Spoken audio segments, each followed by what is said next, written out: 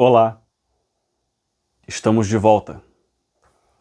Fala galera, beleza? Esse é mais um Caverna do Cinema. Eu sou o Skitter, dessa vez gravando com uma iluminação um pouco precária, mas a vida é assim. Estive bastante ausente devido a uma virose que eu peguei, que eu ainda estou me recuperando. Tive muita tosse que estava me impedindo de fazer qualquer coisa ao longo desses dias.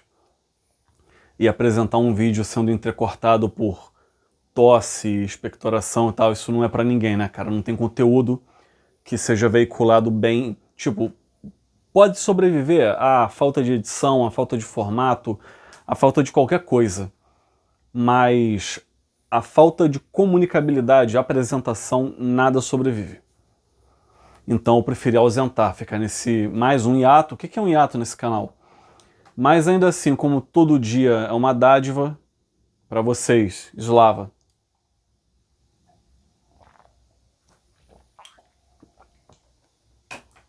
Tá, porra. Vamos que vamos. Então, eu vim aqui para falar de Os Visitantes. Mais uma recomendação de filme velho. Eu sei que eu tinha prometido falar de outras coisas, cultura pop, tem o vídeo do Namor, tem o vídeo do SBT que está no prelo, mas eu achei importante. Essa aqui é uma edição de uma editora específica chamada Lume, que lançou diversos filmes abaixo do radar. Eu tenho alguns deles. Pat Garrett e Billy the Kid, de Sam Peckinpah. Qual outro? O Espantalho, de Jerry Schatzberg, que é com Gene Hackman e Al Pacino, um dos filmes de arte, né, que fez o Gene Hackman se afastar do cinema mais feito para academia. Ainda assim, um excelente filme, ainda vou falar dele aqui. E então me vem a esse. Por que eu decidi vir falar de Os Visitantes? Porque, além de ser um tema polêmico e desagradável, o canal gira em torno de noções desagradáveis, ele ganhou, com o tempo, para quem se dispõe a procurá-lo e vê-lo, né? Ele já esteve disponível no YouTube, tanto que depois eu encontrei essa edição lacrada e eu comprei.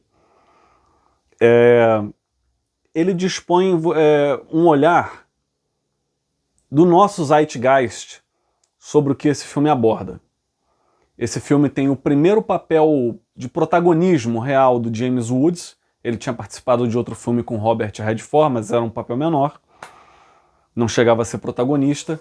E esse filme ele é feito por Elia Kazan. Ele é dirigido por Elia Kazan, que ganhou o Oscar por Sindicato de Ladrões, A Luz é para Todos. Tem entre seus grandes filmes Uma Rua Chamada Pecado, Viva Zapata. E este, embora tenha sido um fracasso de bilheteria, ele fez esse filme porque ele queria rodar um filme independente em 16mm, tal qual sua mulher fez na época. Foi uma bomba. Ainda assim, serviu para trazer ao mundo James Woods. E não, em retrospecto, não é nem de longe um filme fraco, ou sequer mediano, mesmo sendo experimental. Parece filme de um diretor estreante. Porém, na verdade, é um filme feito com técnica, utilizando pouquíssimos recursos. O que Os Visitantes se trata? Da história de um casal, dois protagonistas até então yuppies, vamos dizer assim. O que eu gosto de definir como yuppie? O termo já perdeu o significado com o tempo, mas para mim o yuppie é todo aquele idealista progressista dos anos 60, da era de Aquários, o hippie, ou pelo menos o pra-frentex, que aderiu à vida urbana do American Way of Life e se vê como um liberal de valores muito, muito, muito progressistas. A questão é que, pô, gato...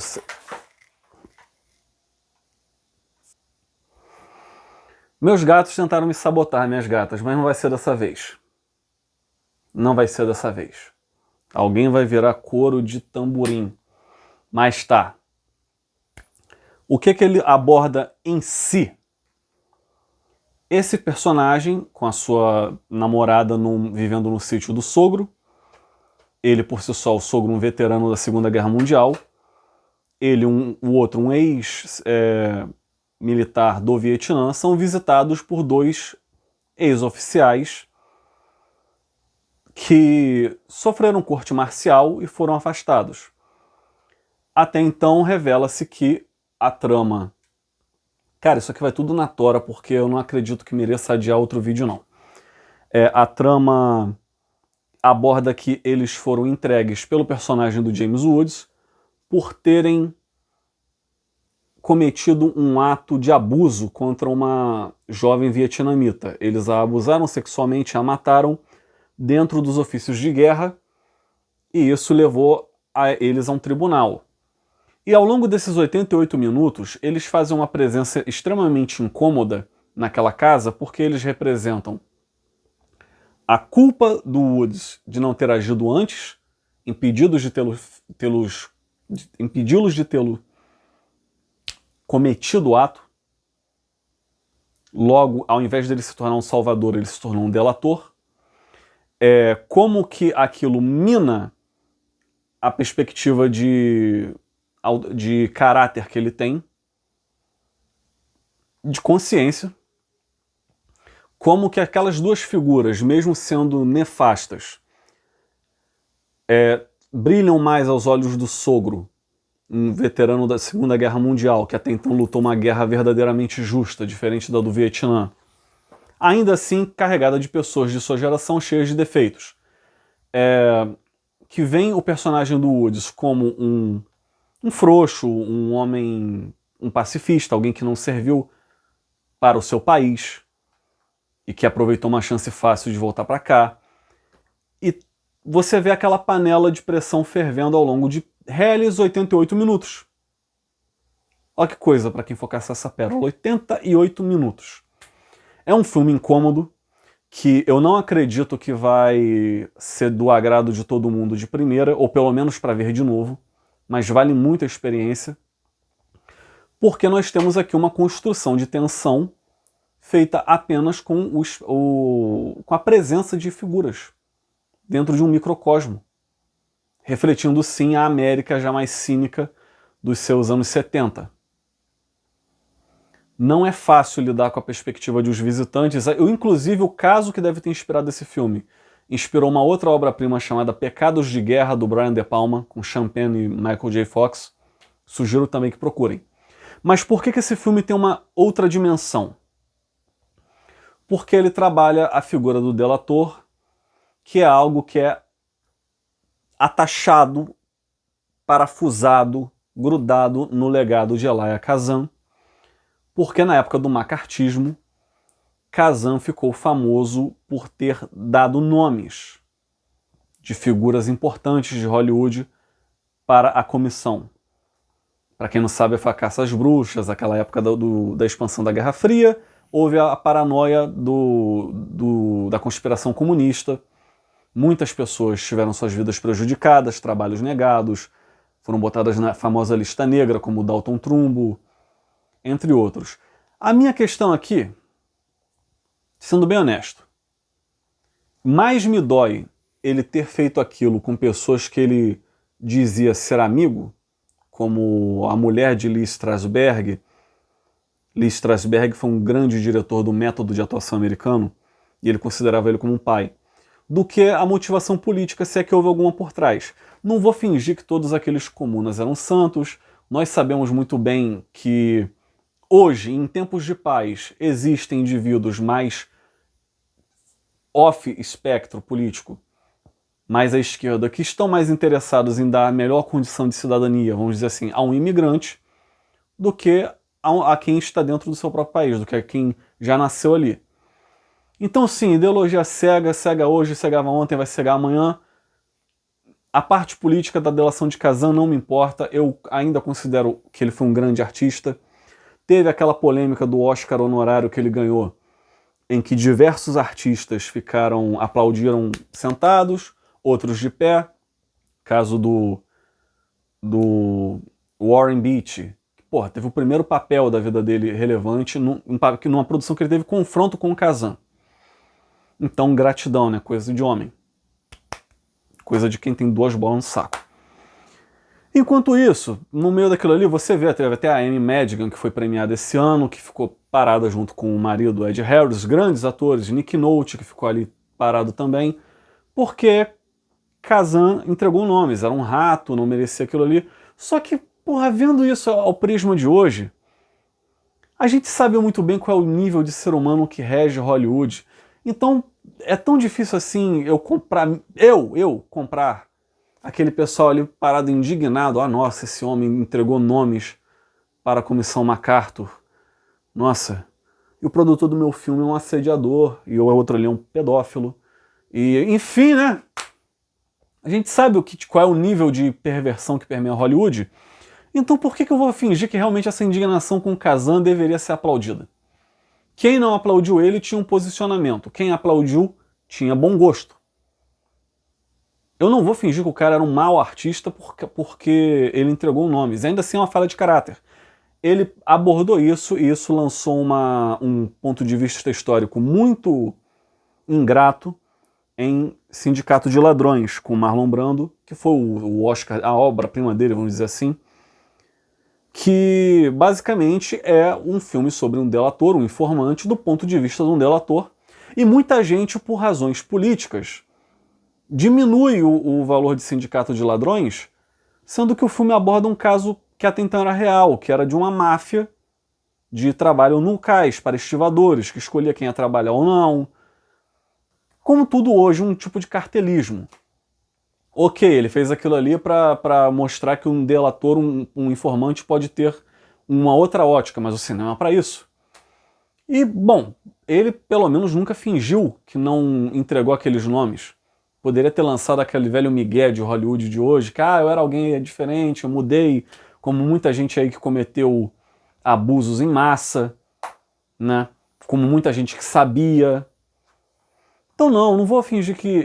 É importante para conhecer a figura do autor, recomendo muito que vejam os filmes do Elia Kazan, mas não se seguem, gente. Não gostem do artista pela arte, não deixem a sua motivação, não façam deles heróis. Mas tá, esse é o segundo filme de Kazan sobre a noção de um delator.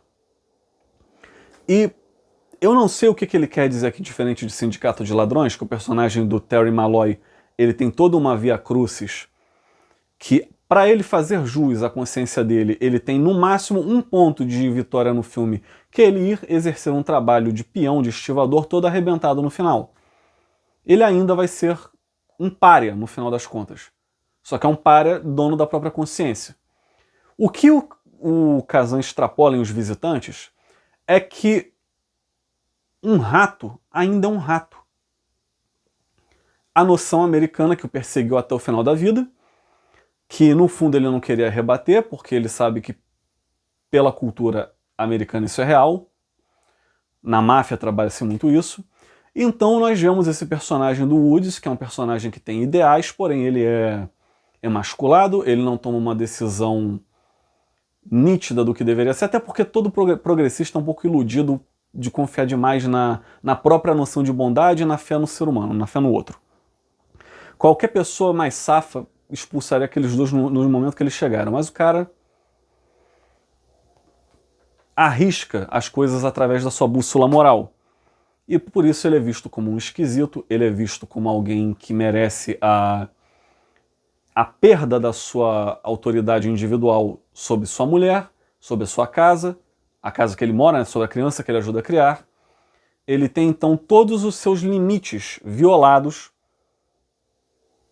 E isso ao longo do filme é visto pela perspectiva de que Kazan apresenta que por mais que ele tenha feito algo moralmente correto e estimulado pela lei, ele ainda é um delator, e um rato é só um rato.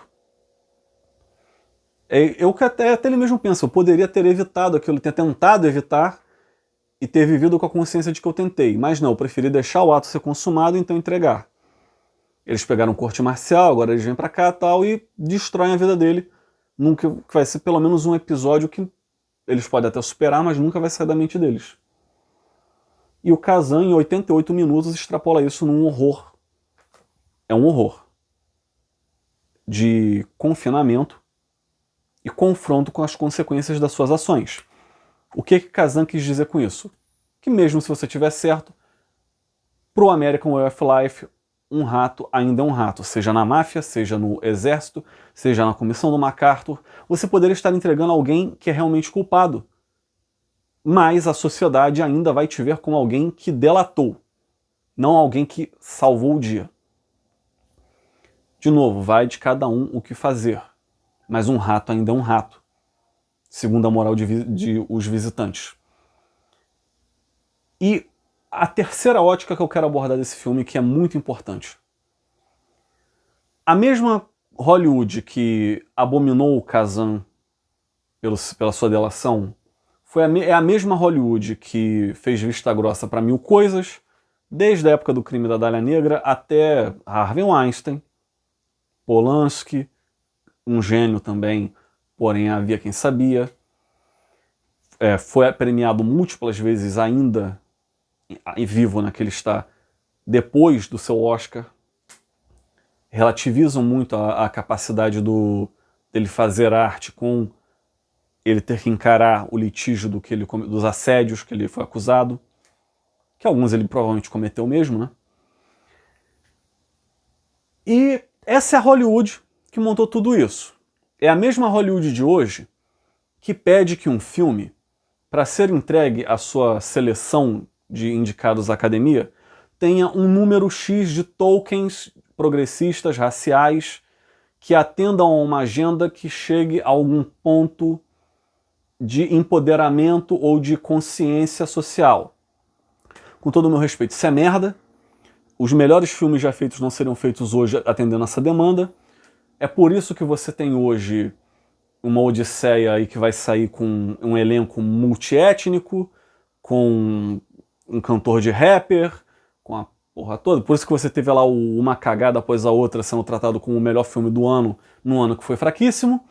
E porque ele tem um elenco multiétnico. E detalhe, o filme foi mal de bilheteria ainda por cima. Só que essa mesma Hollywood que aplica tudo isso e que apedrejou Kazan pelo macartismo, pelo que foi feito por MacArthur, por J. Edgar Hoover, a Charlie Chaplin, por exemplo, que teve que se exilar dos Estados Unidos sobre a acusação de traição, porque todo mundo naquela época estava maravilhado com uma possibilidade, né? Então botou um pé no Partido Comunista. Isso não quer dizer que as pessoas estavam lá toda hora rezando para Stalin, nada disso, gente. Alguns sim, não confiaria neles também. Hoje, os progressistas de hoje já são dispostos a sabotar emprego dos outros. Não teve gente aqui no nosso país que usou a influência na internet para falar: ô, instituição de pagamento tal, fulano falou isso na internet. Corta o canal de pagamento deles, dos clientes com eles. Teve gente que fez isso, eu me lembro. Isso não é uma noção marxista. Isso é totalmente assassinato moral e impediu a pessoa de trabalhar. Por mim, aconteceu pior com alguém que faz isso. Essa mesma Hollywood boicotou James Woods e o trata hoje como um não ator, uma não figura da sua história, da sua tapeçaria. James Woods não atua mais porque ele é trumpista. Ele é, na verdade, um liberal conservador, o que eu gosto mais do termo anarco-reacionário, infelizmente só eu uso, e ele declarou voto a Donald Trump. Isso muda o quê na importância dele como ator? O cara é uma lenda. O cara dublou o Hades da Disney, do desenho do Hércules, até em game. O cara dublou, para quem é fã de quadrinhos, ele fez uma das melhores interpretações vocais, construções de personagem em Liga da Justiça, Crise em Duas Terras, dublando o Coruja, o Allman. It doesn't matter. Fora isso, ele participou dos Simpsons, participou do Family Guy, entre outras coisas. O cara tem um legado como ator muito grande. E ele coproduziu o último filme decente e talvez próximo de ser um evento de cinema, que foi Oppenheimer. Ele tinha os direitos do livro e ele coproduziu. Ele foi proibido de subir ao palco e receber o Oscar. Ele teve que escolher, ele falou isso no podcast dele: então como vai ser? Ou recebem por mim ou nem ganho o prêmio. Aí o cara foi lá, uma atitude honrosa, quero agradecer a James Woods por esse prêmio, porque foi o que ele falou, é caviar na varanda ou cachorro-quente na limusine. Ele preferiu caviar na varanda. Porque o cara apoiou o Trump. Se isso não revela uma luz de hipocrisia sobre o que é a indústria e os seus artistas em si, os membros da academia, o que que revela? E você pode ter a sua opinião pelo que for sobre Trump. Olha só, uma coisa. Vamos pôr a mão na consciência. Ele não é nem sequer o pior republicano em atividade no nosso tempo de vida. E por mais que sim, você tem todo o direito de questionar, a ala eleitoral dele, a dita direita maga, ela tem uma capacidade autocrítica que me surpreendeu. Ela rompeu vínculos do que era as convenções morais republicanas que os Estados Unidos mantinham até o início da década passada. Ele está tendo uma gestão bem questionável com essas intervenções, porém ninguém teve uma base mais crítica a ele do que a dele mesmo. Gente que o apoiou tem muito mais consciência do que esse pensamento tribal de culto à personalidade e de rebanho que os movimentos políticos têm. Então por que eu realmente tenho que me indignar que James Woods apoia Donald Trump? E que moral tem a academia que não aplaudiu Elia Kazan de fazer vista grossa e fingir que James Woods não existe? O cara já trabalhou com Oliver Stone. Oliver Stone, que é para as concepções políticas de esquerda dele, ele é uma figura muito mais relapsa e questionável do que ele enquanto um direitista. Olha como que isso linka os 3 pontos do filme. O ponto pré-produção de Os Visitantes, o ponto do filme e o ponto pós. O cara sofre uma espécie de perseguição silenciosa, brindada pelo Beautiful People, que se diz indignado com o que era feito no macartismo.